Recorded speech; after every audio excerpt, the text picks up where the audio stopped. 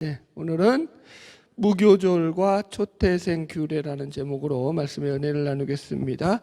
출애굽기 13장은 하나님께서 모세에게 이스라엘 백성들이 지켜야 할 무교절 규례와 초태생 규례를 전하는 말씀입니다. 그래서 본장은 이제 출애굽기 14장에 나오는 홍해 사건이 있기 전까지 잠시 동안의 전열을 재정비하는 그런 과도기적인 사건을 다루는 내용이라고 볼 수 있습니다. 자, 1절과 2절을 읽으면서 말씀 시작해 볼게요. 출애굽기 13장 1, 2절입니다. 시작. 여호와께서 모세에게 일러 이르시되 이스라엘 자손 중에서 사람이나 짐승을 막론하고 태에서 처음 난 모든 것은 다 거룩히 구별하여 내게 돌리라. 이는 내 것이니라 하시니라. 예. 이제 처음 이 본문의 말씀은 이 초태생 규례라고 할 수 있죠. 그래서 태에서 처음 난 것은 다 사람이나 짐승을 막론하고 거룩히 구별하여 하나님께 돌리라라는 게 지금 본문의 내용입니다. 그래서 첫 번째가 뭐냐면 거룩히 구별하라는 거예요. 그죠? 하나님께 드리게 거룩히 구별하라. 이게 이제 히브리어로 카다시라는 말을 써요. 그러니까 거룩하다, 구별하다가 이게 두 가지가 단어가 있는 게 아니라 거룩히 구별하다가 한 단어예요. 카다시라는 말인데 이게 구별하다는 뜻도 있고 거룩하다라는 뜻도 있어요. 그래서 지금 그것을 하나님 앞에 드려 거룩히 구별해서 하나님께 돌리라는 건데 이 거룩히 구별하는 의미가 뭐냐면 그래서 하나님께 속한 것이다 라는 의미를 가집니다. 그러니까 처음 난 것을 거룩히 구별하라는 것, 즉 이것이 하나님의 거룩한 것에 속한 것이다, 하나님께 소유된 것이다 라는 의미에서 거룩히 구별하여 드려라 이렇게 얘기하거든요. 그래서 11절부터 이하에 나오는 게 이 초태생 규례가 더 자세히 나와 있어서 지금 좀 중간을 나중에 하고 11절로 다시 넘어가서 말씀을 확인해 볼게요. 11절 12절 같이 읽어봅시다. 출애굽기 13장 11절 12절 시작. 여호와께서 너와 내 조상에게 맹세하신 대로 너를 가나안 사람의 땅에 인도하시고 그 땅을 내게 주시거든 너는 태에서 처음 난 모든 것과 내게 있는 가축의 태에서 처음 난 것을 다 구별하여 여호와께 돌리라. 숫곳은 여호와의 것이니라. 이렇게 나오죠. 그래서 이게 이제 초태생 규례의 내용입니다. 그래서 여기서도 이 구별하여 드려라, 이것이 하나님께 드릴 것이고 이것이 다 하나님의 것이다, 이렇게 표현하고 있습니다. 어떤 분이 이 말씀을 보고 이 초태생 규례를 배우면서 이렇게 얘기를 했다고 합니다. 아니 하나님은 욕심도 많으시단께 무슨 다 달라고 뭐 이거 뭐가 필요하신데 달라고 그러냐 막 그러면서 이제 전라도 사람인가 보죠. 그런 얘기를 했다 그래요. 여러분 이게 하나님이 뭐 부족해서 달라고 하는 거예요? 뭐 모자라서 지금 하나님께서 우리에게 뭘 요구하시는 거예요? 그런 거 아니겠죠. 지금 여기서 하나님께서 우리들에게 이 초태생 규례를 주시고 이스라엘 백성이라고 했죠. 정확하게 이스라엘 백성들에게 이 초태생 규례를 정해주시는 목적은 그것을 거룩히 구별하라는 데 의미가 있다고요. 이해하셨죠? 구별의 의미가 뭐라고요? 다시 설명합시다. 구별의 목적이 뭐라고요? 하나님께 속한 것이라는 뜻이에요. 이 구별한다는 게 그런 의미예요. 거룩 자체도 마찬가지죠. 거룩이라는 말의 그 의미가 뭐가 있죠? 거룩하다는 게 그냥 뭐냐? 성경책 끼고 이렇게 거룩하게 걸어가는 게 거룩이에요? 말을 좀 무겁게 하는 게 거룩이에요? 그게 거룩이 아니라 거룩이라는 것은 하나님께 속해 있다라는 게 거룩이라고요. 그래서 우리 하나님께 속한 삶을 사는 게 거룩이라고요. 그게 죄에서 떨어지는 삶하고도 똑같죠. 그 거룩을 그래서 여러분들 그 어렵게 생각하지 마세요. 거룩이라는 것은 우리가 하나님 앞에 우리의 삶이 하나님이 우리의 삶의 주인됨을 고백하며 살아가는 것. 아멘? 그게 거룩이에요. 자 보세요. 이렇게 설명해 볼게요. 만약에 그 삶이 하나님께 속해 있다라고 생각하면은 그 삶을 자기 마음대로 자기 살고 싶은 대로 뭐라고 표현해 줄까요? 다 하긴 사람이 다 자기 살고 싶은 대로 살지만 방탕하거나 그죠? 어떤 게으르거나 그냥 될 대로 되라, 캐세라 세라, 젊어서 노세, 늙어서도 노나니 하면서 뭐 그렇게 사는 인생이 아니라 여러분 하나님께 속한 삶이면 어떤 삶을 살겠어요? 하나님이 목적하신 대로 그 삶을 살려고 하겠죠. 그게 거룩이라고요. 할렐루야. 예. 그래서 이제 저 거룩을 요구하시는 거고, 이제 여기서 보면은 또 두 번째가 뭐냐면, 이 초태생 규례가 가지고 있는 특징이 뭐냐면 12절 보면은 이것을 다 하나님 앞에 구별하여 돌리라고 하면서 13절 읽어봅시다. 시작. 나귀의 첫 새끼는 다 어린 양으로 대속할 것이요 그렇게 하지 아니하려면 그 목을 꺾을 것이며 내 아들 중 처음 난 모든 자는 대속할지라. 두 번째가 이게 대속의 원리예요. 그죠? 여기 보면은 계속 대속해라 대속해라라고 나오죠. 좀 말씀을 해석해 주자면 뭐냐면 나귀의 첫 새끼를 어린 양으로 대속하라고 했어요. 그러니까 나귀가 새끼를 낳거든 그 새끼는 바치지 말라는 거예요. 왜냐하면 나귀는 이 율법에 의하면 부정한 짐승으로 나와요. 그래서 그 부정한 짐승 대신에 뭘 바치라고요?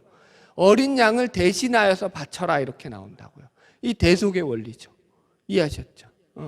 그래서 성경에서 예수 십자가의 대속의 원리를 가장 잘 설명하고 있는 것이 이 바로 초태생 규례예요. 이런 초태생 규례는 또 하나가 더 있는데 이 대표성의 원리도 가지고 있어요. 근데 조금 이따가 하겠죠.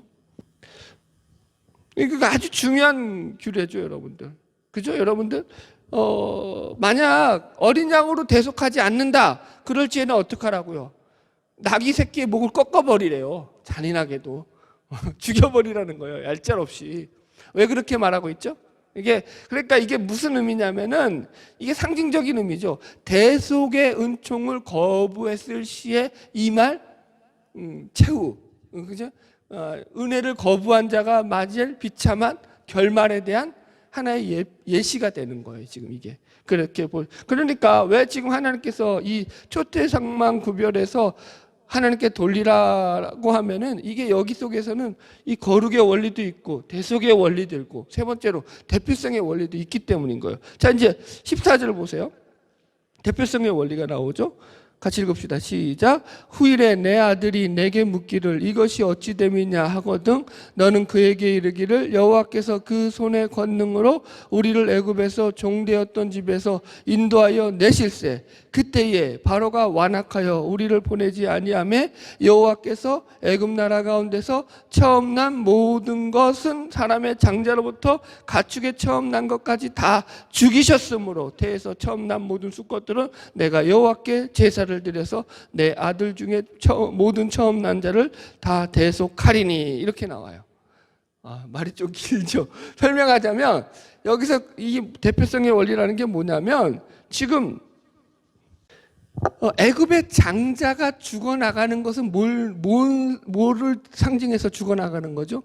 애굽에 임한 하나님의 최후의 심판, 애굽의 최종적인 심판을 대표해서 그 장자들이 죽어나갔죠. 그게 대표한 거죠. 애굽의 최후의 심판이라는 것을 대표한 것이 애굽의 장자의 죽음이었다는 거예요. 마찬가지로 그죠? 어린 양도 왜 어린 양이 죽어야 하냐면은 모든 백성들이 죽어야 함에도 불구하고 이스라엘 백성들의 그 가정을 대표해서 한 가정마다 한 마리의 어린 양이 대표해서 그 양을 잡아 죽임으로 말미암아서 하나님의 진노의 심판이 패스오버 지나가게 하셨다. 그래서 그것도 어린 양이 대표된 거죠. 그래서 어린 양은 예수 그리스도의 십자가의 대속의 죽음을 예시하는 그죠? 좋은 가장 이 표현이 되죠. 그래서 예수님을 가리켜서 어린 양 예수라고 하는 이유가 그거예요. 그게 바로 대표성의 원리라는 거예요. 예수님이 인류를 대표해서 죽은 거죠. 예수님이 그냥 죽은 게 아니라. 그래서 로마서 5장에 가면 예수님에 대한 것을 이 첫 아담과 비교하면서 예수님이 이제 그 인류를 대표해서 죽은 것으로서 그렇게 설명을 해요. 자, 한번 찾아볼까요? 본문 접어놓고 한번 가봅시다. 로마서 5장 가보세요. 12절. 이 12장 로마서 5장 12절로 13절 14절까지 읽읍시다. 시작. 그러므로 한 사람으로 말미암아 죄가 세상에 들어오고 죄로 말미암아 사망이 들어왔나니 이와 같이 모든 사람이 죄를 지었으므로 사망이 모든 사람에게 이르렀느니라. 죄가 율법 있기 전에도 세상에 있었으나 율법이 없을 때는 죄를 죄로 여기지 아니하였느니라. 그러나 아담으로부터 모세까지 아담의 범죄와 같은 죄를 짓지 자들까지도 사망이 왕노릇하였나니 아담을 오실 자의 모형이라. 그죠? 아담을 오실 자의 모형으로 소개하고 있다고요. 그죠? 무슨 대표자로서 소개되는 거야. 아담은 인류의 대표자로서, 첫 아담으로서 그가 죄를 지음으로 온 인류에게 죄가 들어왔다, 이렇게 소개를 하죠. 마찬가지로 마지막 아담은 예수의 죽음으로 말미암아서 모든 사람이 죄에 대해서 이제 해방을 얻을 수 있는 그 기회를 얻게 된 거죠. 자, 여기 보세요. 17절에 이렇게 나와요. 그러므로 시작. 한 사람의 범죄로 말미암아 사망이 그 한 사람을 통하여 왕노릇하였은즉 더욱 은혜와 의의 선물을 넘치게 받은 자들은 한 분 예수 그리스도를 통하여 생명 안에서 왕노릇하리로다. 그런즉 한 범죄로 많은 사람이 정죄에 이른 것 같이 한 의로운 행위로 말미암아 많은 사람이 의롭다 하심을 받아 생명에 이르렀느니라. 아멘. 18절을 좀 더 정확하게 하자면 여기다가 그 대표라는 말을 넣으면 더 정확하죠. 그런즉 한 범죄로 많은 사람이 정죄에 이른 것 같이, 한 사람의 범죄를 대표로 해서 많은 사람이 정죄에 이른 것 같이 한 사람의 의로운 행위를 대표로 해서 많은 사람이 의롭다 하심을 얻고 생명에 이르렀다. 이렇게 해석이 되죠. 이해하셨죠? 이게 바로 대표성의 원리예요. 자, 그래서 왜 이걸 얘기한다고? 이 초태생 규례를 왜 하나님이 정해주셨다고요? 앞으로 있을 예수님의 십자가의 죽음에 대한 이 좋은 예표로서 이 지금 규례들이 다 주어지고 있다라는 거예요. 할렐루야. 다시 이제 본문 넘어갑시다. 출애굽기 13장 3절 말씀으로 돌아갑시다. 다시. 이제 3절부터는 두 번째로 무교절 규례가 나오죠. 같이 읽읍시다. 시작. 모세가 백성에게 이르되 너희는 애굽 곧 종되었던 집에서 나온 그날을 기념하여 유교병을 먹지 말라. 여호와께서 그 손의 권능으로 너희를 그곳에서 인도해 내셨음이라. 아멘. 그래서 첫 번째가 뭐냐면 유교병을 먹지 말라는 거예요. 그죠? 우리가 이제 나중에 확인하겠지만은 이들은 이제 이 유월절에는 마짜라고 하는 무교병, 누룩 없는 빵을 먹죠. 유교병이라는 것 자체가, 유교병이라는 게 누룩 넣은 빵이잖아요. 그래서 누룩이 상징하는 게 죄로 말미암은 오염성, 죄의 오염성. 그래서 죄된 것을 청산하라는 거라고 여러 번 설명했어요. 그죠? 자, 그러니까 말씀을 좀 더 정리를 합시다. 이 초태생 규례도 그렇고 이 무교절 규례도 그렇고 이 규례가 보세요. 전부 다 뭘 요구하고 있는 거예요? 거룩을 요구하고 있는 거예요. 거룩히 구별되어라. 그죠? 여기서도 무교병 자체가 뭐예요? 죄를 청산하라는 거죠. 그러니까 죄된 생활을 청산하라는 거예요. 거룩이에요, 거룩. 그죠? 이게 다 지금 하나님이 이 그들을 구원내신 목적이 그들을 통해서 하나님이 원하시는 거룩한 삶으로의 삶을 그들이 살아내게 하시려고 이 규례들이 주어지고 있다라는 것을 알 수 있습니다. 자, 계속 진도 나갈까요? 4절 5절 시작. 아비벌 이날에 너희가 나왔으니 여호와께서 너를 인도하여 가나안 사람과 헷 사람과 아모리 사람과 휘 사람과 여부스 사람의 땅 곧 내게 주시려고 내 조상들에게 맹세하신 바 젖과 꿀이 흐르는 땅에 이르게 하시거든 너는 이날에 이 예식을 지켜라. 아멘. 자, 이 말씀도 재밌는 게 하나님이 절기를 지키는데 아비법 이날에 나왔다. 그래서 이제 6월절 절기는 조금 이따 얘기할 거고요. 무교절 절기는 참 여기서 어디서 지키라고 하냐면은 하나님께서 그들에게 약속하신 가나안 땅, 그죠? 여기 가나안 사람과 헷 사람과 아모리 사람, 히 사람, 여부스 사람의 땅. 그래서 내가 너희들에게 주려고 했던 그 땅에 들어가거든, 그죠? 그 땅에 이르게 하거든. 거기서 지키라고요. 무슨 말인지 이해하겠죠? 무교절, 유월절이 그렇게 지켜지는 거예요.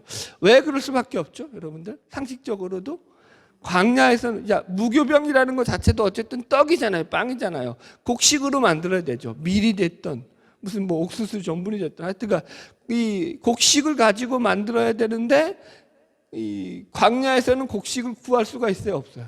구할 수가 없죠.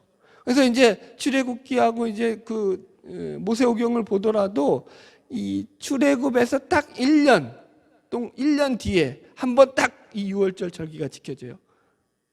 무슨 말인지 이해했죠? 그래서 출애굽하고 나서 1년 뒤에 딱 한 번 지켜지고 그 뒤로는 유월절 절기가 한 번도 안 지켜져요. 그러다가 언제 지켜지냐면은 첫 번째가 언제예요? 유월절 바로 그 유월절 날 그러니까 애굽에서 출애굽할 때 그때 원년 때 지켜지고 그 다음에 출애굽하고 난 1년 뒤에 또 한 번, 두 번이 지켜지고 그 다음에 세 번째가 언제냐면은 여호수아에서 가면 여호수아서로 가서 40년이 지나서 여리고성을 점령하기 전에 바로 그 앞전에 지켜져요.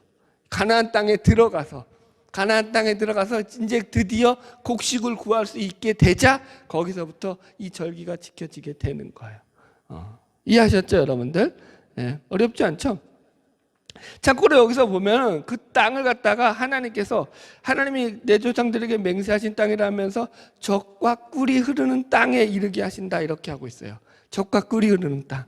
제가 설명을 했죠. 이거 어디서 씁시다. 절기는 어디서 지킨다고요? 젖과 꿀이 흐르는 땅에서 지키는 거라고요. 다시 설명할게요. 하나님의 약속이 성취된 땅에서 지킨다고요. 자, 보세요. 가나안 지역은요, 우리가 생각하듯이 그렇게 젖과 꿀이 흐르는 땅이 아니에요. 우리나라 생각하면 안 돼요. 그 땅은 척박한 땅이 더 많아요. 물론 이제 좋은 땅들도 있어요. 땅이 넓으니까. 그러나 제가 성지순례 가서 봤던 제 경험으로 보면은 좋은 땅은 별로 없어요. 목초지는 별로 없고 광야 같은 땅들이 더 많아요. 사막 같은 땅들, 불모지, 농사 지을 수 없는 척박한 땅들이 훨씬 더 많은 자리를 차지하고 있었어요. 우리나라야 뭐 아무 데나 가도 뭐 그죠? 논밭이 있죠. 어딜 가도 논밭이 있죠. 고냉지 가면은 고냉지 뭐 배추 있고 고냉지 무 있고 하여튼간 없는 데가 없어요. 참 한국 사람들만큼 부지런한 사람이 없어요. 다 한국 땅은 다 어디서든 농사를 짓죠. 왜 그런 거예요? 그게 사실은 땅이 좋기 때문에 그런 거예요. 땅이 척박하면 지을 수 있어요? 없어요? 없다고요. 그런데 성경에서는 지금 그런 땅이 사실은 더 많은데도 불구하고 하나님께서 그 땅을 가리켜서 이 가나안 땅을 젖과 꿀이 흐르는 땅이라고 얘기하고 있다고요. 제가 여러 번 설명했습니다. 왜 그 땅이 젖과 꿀이 흐르는 땅이 되죠? 현실적으로 보면 척박한 땅이 더 많은데, 네? 여러분들? 하나님의 약속이 성취되는 땅이요, 하나님이 함께 하시는 땅이로서 젖과 꿀이 흐른다고요. 그 개념이라고요, 여러분들. 그러니까 하나님이 그 땅 가운데서 함께 하심으로 말미암아 하나님의 은혜 가운데서 풍성함을 누릴 수 있는 땅이라고요. 그게 진짜 땅이라고요, 여러분들. 늘 설명하잖아요. 이스라엘이 지금 잘못 생각하고 있다고요. 땅 따먹게 한다고 하나님이 그 땅을 젖과 꿀이 흐르는 게 아니에요, 여러분들. 내가 어디에 있든지 그 가운데서 하나님의 약속과 하나님의 말씀의 임재 가운데서 내가 하나님의 믿음을 가지고 하나님과 함께 동행하는 삶을 산다면 그 땅이 젖과 꿀이 흐르는 땅인 걸 믿으시기 바랍니다. 이거 너무 중요해요. 하나님이 약속이 없는데 아무리 자기들이 뭐 좋은 땅에 있든 그게 무슨 젖과 꿀이 흐르는 땅이에요. 재밌는 예화 하나 할까요? 이제 천국 예화인데 그냥 이게 지어낸 얘기예요. 천국과 지옥에 대한 예화 얘기인데 어떤 사람이 이제 지옥에 가봤더니 지옥에 진수성찬이 쫙 차려 있더래요. 깜짝 놀랐대요. 아니 지옥인데 왜 이렇게 진수성찬이 차려 있어? 그리고는 진수성찬이 쫙 차려 있는데 거기에 뭐예요? 진수성찬 가운데서 이 사람들이 음식을 못 먹고 전부 다 그냥 눈을 흘기고 있더래요. 자세히 보니까 사람들의 팔이 이게 뻐덕팔이 돼가지고 못 움직이게 해놓은 거예요. 그러면서 젓가락은 자기 팔 길이보다 더 길게, 그래서 꼽아서 이게 자기 입으로 들어가지 못하게 해놓은 거예요. 젓가락이 있는데.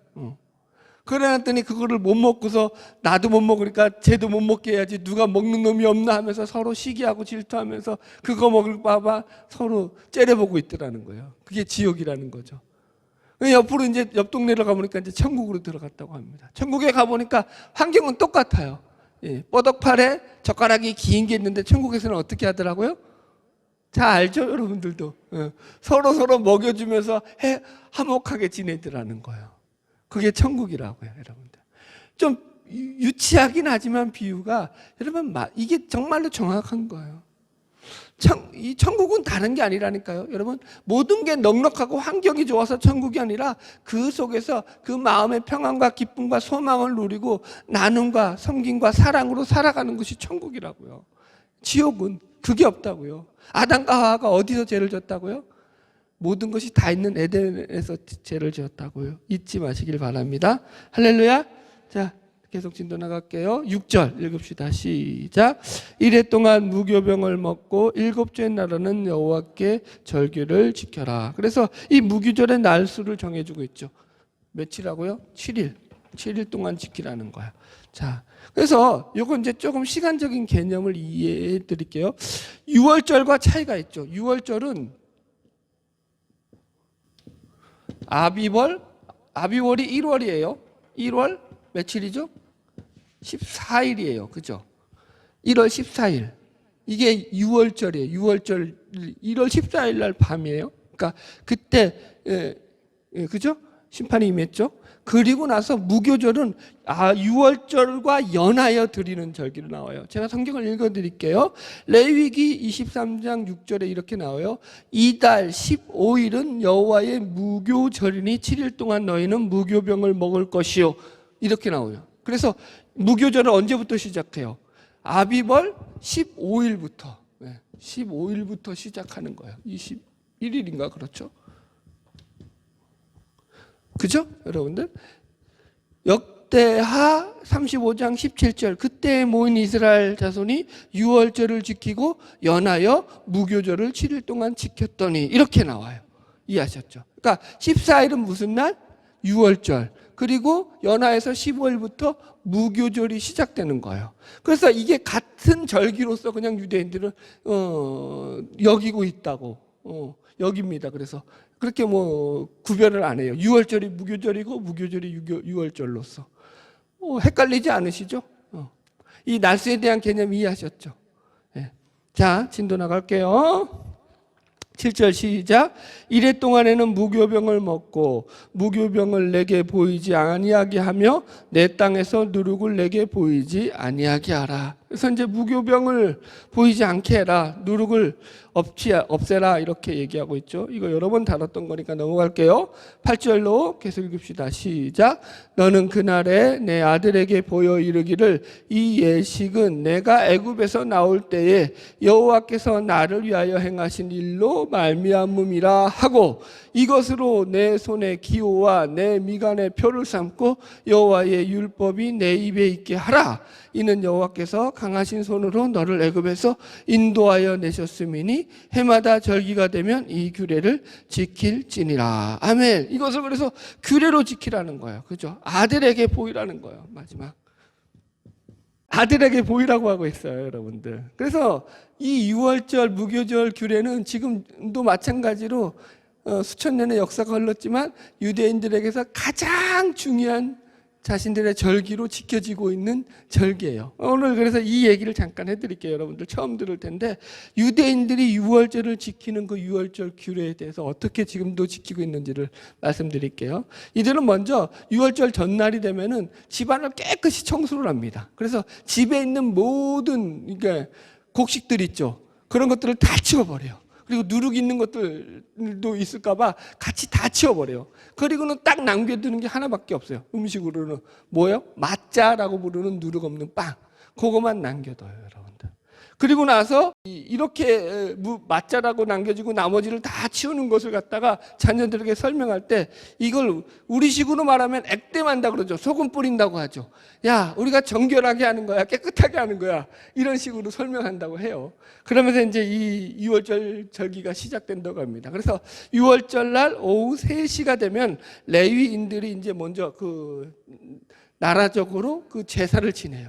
그래서 그 제사 가운데서 피 뿌리는 예식을 진행한 후에 이제 공개적으로 모든 가정에서 6월절 식사가 시작됩니다. 그래서 먼저 이제 그 가정의 아버지나 인도자가 축복 기도를 하면서 첫 번째 포도주 잔을 들어서 식사가 시작되고 그러면서 이제 쓴나물과 양고기를 먹어요. 6월절 규례에 따라서. 그죠? 그리고 두 번째 포도를 마실 때는 아들이 질문을 한다고 해요. 첫 번째 잔은 이제 양고기와 그 쓴나물을 먹는 거고, 두 번째 잔에서는 이제 그 잔을 나누면서 아들이 아버지 우리가 왜 이렇게 해야 합니까? 이런 질문들을 한다는 거야. 이게 무슨 의미입니까? 왜 이 밤이 우리가 다른 밤하고 다른지 설명해 주세요라고 하면은 아버지가 그때부터 이 출애굽의 역사를 노래식으로 그때부터 이제 암송을 한다는 거예요. 그래서 그 노래가 뭐냐면 하가다라는 노래예요. 유대인들이 이 출애굽의 역사를 유월절 역사를 갖다가 노래로 만들어서 암송하는 게 하가다라는 노래라고 불러요. 우리식으로 말하면 우리 뭐 애국가 부르는 거랑 비슷해요. 우리 뭐요 여러 가지 강복절 노래도 부르고 하잖아요. 그런 노래들처럼 그 사람들은 그런 유월절의 의미를 담아서 노래를 불러요. 그리고 나서 그 노래가 끝난 다음에 같이 공동 식사를 마치고서 이 유월절 절기가 마친다고 합니다. 그러면서 그들이 준비하는 음식이 한 6가지가 되는데 거기 속에서도 다 음식의 뜻을 담아 놓아요. 음식 대충 얘기해 드리면은 예를 들어서 정강이뼈, 삶은 달걀, 쓴나물, 파슬리나 샐러드, 양상추, 소금물, 그리고 하로셋이라고 하는 양념장을 만든다고 해요. 그래서 예를 들어서 쓴나물과 이 하로셋이라는 것은 쓴나물을 하로셋에 찍어 먹으면서 이것을 유대인들을 애굽으로부터 벽돌 굽던 그 노예 생활에서 우리를 구원해 주셨음을 기억한다라는 것을 갖다가 가르친다고 하고, 또 정광이 뼈와 삶은 달걀을 먹으면서는 제2의 성전이 파괴되어서 이 음식을 먹으면서 희생 제사를 드린 것을 갖다가 가르친다고 해요. 소금물은 애굽에서부터 흘렸던 그 눈물을 갖다가 상징한다고 가르치고요. 그 다음에 파슬리, 샐러드, 양상추라는 걸 이제 봄의 음식으로서 봄이 오물, 이제 하나님께서 출애굽의 기쁨과 축복을 우리들에게 주셨음을 상징하는 것으로 가르친다고요. 그러니까 음식마다 다 이렇게 그러니까 교육을 하는 거죠, 여러분들. 이게 좀 대단한 거 아니에요, 여러분들? 이런 것들 보면은, 그죠? 그러니까 이런 거 보면 우리가 좀 부럽죠. 왜 유대인들이 그렇게 강하게 민족성을 가지고 그들이 잘 살 수 있느냐를 설명할 수 있는 좋은 예시가 되죠, 여러분들. 여러분, 아버지가 그렇게 자식들한테 축복 기도하는 거예요. 얼마나 여러분들 그러니까 그 안에서 이 사람들이 이런 걸 배우면서 어렸을 때부터 이런 걸 듣고 자라나니까 자신들의 민족의 정체성에 대해서 분명할 수밖에 없죠. 이게 바로 유대인의 강함이라고 생각해요. 우리도 이런 것들은 본받을 필요가 있죠. 저는 우리 좋은 믿음의 유산들, 신앙의 유산들을 우리 부모가 자녀들에게 물려주어야 한다고 생각을 해요. 다른 게 뭐가 있겠어요, 여러분들? 여러분 보세요. 자녀들에게 물려둘 신앙의 유산은 결국 그거예요. 우리가 부모로서 예수를 잘 믿는 것밖에 없다고요. 다른 게 없어요. 내가 예수를 똑바로 믿는 것밖에 없어요. 거기 속에서 신앙이 전파되는 거예요. 내가 엉터리로 믿으면 자식도 엉터리로 믿는다니까요. 이런 예가 좀 적절한지 모르겠지만은 한국 교회가 확 부흥했다가 확 가라앉았잖아요. 유럽 교회도 확 부흥했다가 확 가라앉았잖아요. 그죠? 지금 한국 교회가 걱정하는 게 뭐죠? 젊은이들이 교회를 떠난다는 거 아니에요. 요새 MZ 세대라고 하대요. 교회에 관심을 안 갖는 거잖아요. 왜 그렇게 됐다고요? 누구의 책임일까요? 부모의 책임이죠. 부모 세대의 책임이에요. 예수를 어떻게 믿었기 때문에 복 받는 식으로만 믿었으니까. 예수 생명이 없으니까. 이 복 받는 게 더 먼저고 내가 잘 되는 게 더 먼저예요. 예수는 거기에 하나의 도구로서 내가 예수를 믿는 좋은 나의 복을 채워주는 수단으로서 믿었다고요. 대부분의 삶을 그렇게 살았다고요. 그러다 보니까 자녀들에게 믿음이 들어가겠어요? 안 들어가겠어요? 들어갈 수가 없죠. 예수를 그렇게 믿었으니. 그러니까 예수가 매력이 없죠. 여러분, 우리는 그래서 진짜 잘 믿어야 돼요. 저도 마찬가지요. 저는 목사기 때문에 이 책임에서 더 여러분 큰 책임감을 느껴요. 여러분, 내가 우리 후대들을 우리들이 기성세대라고 해가지고 마음대로 할 수 있다고 생각하면 오산이에요. 아무것도 마음대로 할 수 없어요. 그들은 그들의 나름대로 그들의 가치관을 가지고 그들의 생각을 가지고 미래를 개척해 나갈 겁니다. 우리보다 훨씬 더 나은 미래를 만들 수도 있어요. 그러나 믿음에 있어서는 우리가 먼저 간 믿음의 선조들로서 선배들로서 하나님이 살아계심을 우리의 삶 속에서 증거해야 된다고요. 여러분 우리가 놀라는 게 뭐죠? 초대교회 아니에요? 한국의 초대교회도 마찬가지고 그죠? 기독교 역사의 초대교회도 마찬가지고 그 믿음의 선조들은 그들의 삶을 초계와 같이 내버리면서도 하나님을 증거하고 예수를 증거하는 일에 그 삶을 바쳤다고요. 여러분 참 중요한 것이다. 우리가 믿음으로 살아가는 것. 그래서 이 믿음이 끊어지지 않도록. 그래서 믿음에는 항상 이게 있어요. 역사성이 있다고. 역사성. 역사성이 뭐냐면 우리 신앙 속에서 자꾸 예수가 우리 안에 들어와서 우리의 삶을 변화시켜서 우리 예수를 증거하는 우리의 삶의 간증들이 있다고요. 예수를 믿어서 내가 지금 여기까지 왔다라는 간증들이 있다고요. 그게 떵떵거리고 잘 사는 것이 간증이 아니라 그것보다 훨씬 더 크고 위대하고 높고 거룩하고 웅장하고 기가 막히다고요. 그게 있다고요. 할렐루야. 여러분 그런 믿음으로 승리하기를 주의 이름으로 축복합니다. 예, 말씀 정리하겠습니다. 오늘 무교절 규례와 초대생 규례에 대해서 살펴보았습니다. 그래서 신앙이라는 것은 결국 여기서도 마찬가지 이게 한 가정을 중심으로 신앙을 이루어가라라는 것이 이 말씀 속에서 우리 담겨져 있는 메시지인 것들을 확인할 수 있습니다. 여러분 믿음을 지켜나간다는 것은 우리가 예수를 믿고 나서 힘들지라도 예수 안에서 살려고 우리가 몸부림치고 노력하는 삶이라는 거예요. 가끔 TV를 보면은 정부에서 무슨 장관이라든지 아니면 또 행정적이라든가 아니면 국회의원이라든가 지위에 높은 그런 사람들이 그런 공직에 있으면서 안 될 행동을 하고서는 그것을 감추기 위해서 거짓말로 변명을 했는데 그 변명이 탄로가 나서 망신이 당하고 그 자리에서 쫓겨나고 뭐 이런 일들을 가끔 보잖아요. 그죠 여러분들? 공직에 있으면 어떻게 해야 되는 거예요? 성실과 이 정직으로 자기에게 맡겨진 책무를 다하는 게 공직자의 의무고 책임이라고요. 저는 이게 바로 우리 기독교인들, 우리 그리스도인들이 오늘날 가져야 될 믿음이라고 생각한다고요.